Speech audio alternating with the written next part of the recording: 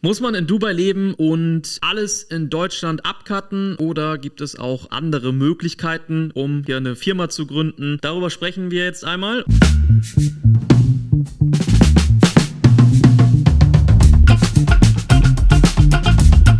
Bei mir war es jetzt so, ich habe alles aufgegeben, habe alles gecuttet und habe das recht simpel gemacht, habe gesagt, okay, ich möchte irgendwie nicht hier was Halbherziges machen, sondern ich will wirklich alles cutten. Also das ist ja ganz, ganz simpel. Ja. Die Option gibt es, gerade wenn man irgendwie ein Einzelunternehmen hat, selbstständig ist, dann kann man das recht ja einfach so machen. Dann gibt es aber ja noch andere Szenarien. Welche gibt es und wie kann man das Ganze machen? Ja, im Wesentlichen, wenn du jetzt beispielsweise eine GmbH hast, fangen wir mal von einfacheren dann hin zu kompliziert mit Holding-Konstrukt und weiterem. Bei dir war es jetzt sehr simpel. Du hast ein Einzelunternehmen oder eine GmbH abgemeldet, Sache war erledigt. Wenn du jetzt beispielsweise aber eine GmbH hast, beispielsweise Inhaber und Geschäftsführer davon bist, dann solltest du dir die Frage stellen, macht es für dich vor allem aus steuerlichen Hintergründen am meisten Sinn, das weiter zu behalten? Möchtest du in Deutschland leben bleiben? Möchtest du dich abmelden? Das sind so Sachen, die musst du dir erstmal selbst klar werden. Wo möchtest du denn eigentlich deinen Lebensmittelpunkt haben? Möchtest du jetzt in Deutschland weiter leben bleiben? Ist vollkommen cool, kann man so machen. Oder möchtest du halt einen sauberen Cut machen, so wie jetzt zum Beispiel Tom,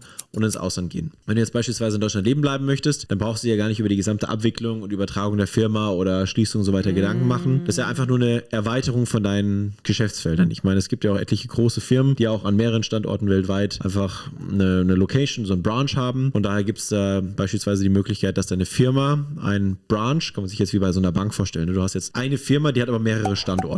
Und so ist es dann beispielsweise, wenn du jetzt mit deiner deutschen Firma einen Branch öffnest oder im komplexeren Konstrukt, wenn du jetzt eine Holding hast in Deutschland, kannst du ja auch dann mit der Holding einfach eine Tochterfirma im Ausland gründen, beispielsweise in Dubai. Das heißt, du hast dann zum Beispiel deine operativen Firmen oder Firma oder Immobilien in deiner Holding, hast eine Firma, die dann im Ausland entweder Immobilien oder auch wieder weitere Geschäftstätigkeiten aufnimmt und so kannst du das Ganze strukturieren. Das heißt, du musst dich nicht zwangsläufig abmelden. Viele machen es halt eben aus dem Steuervorteil. Aber von der Lizenz her, ich meine, ich kenne sehr viele Leute, die dann auch weiterhin vielleicht 1-2 Jahre später das erst abgemeldet haben, weil es sich entweder wirtschaftlich nicht gelohnt hat oder halt einfach von Lebensumständen, zum Beispiel wenn die Kinder noch in der Schule sind oder man jetzt gerade von der Situation familiär oder privat bedingt jetzt aktuell sich in Deutschland nicht abmelden möchte, ist das vollkommen legitim.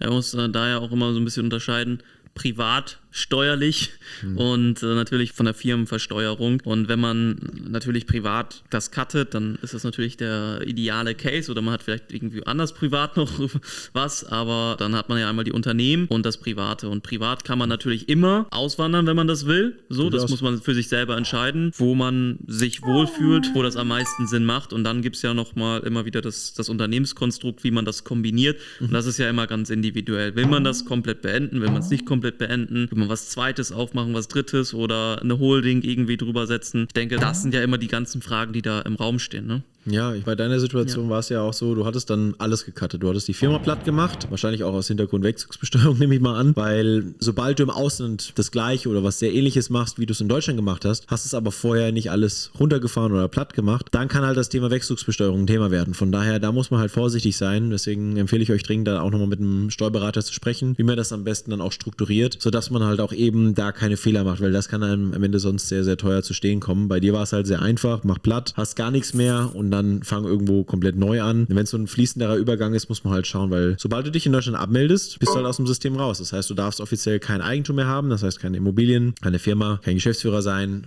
nicht mal einen Schlüssel an sich zu deiner Wohnung.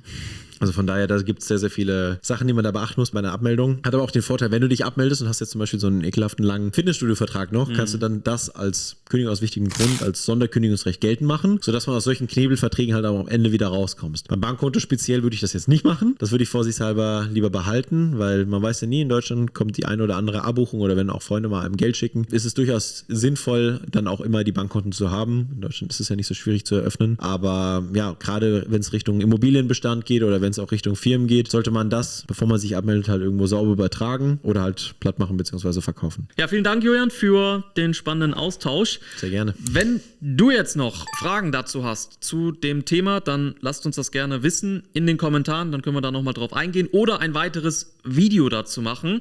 Dementsprechend schreib uns auch gerne deine Themenwünsche in die Kommentare.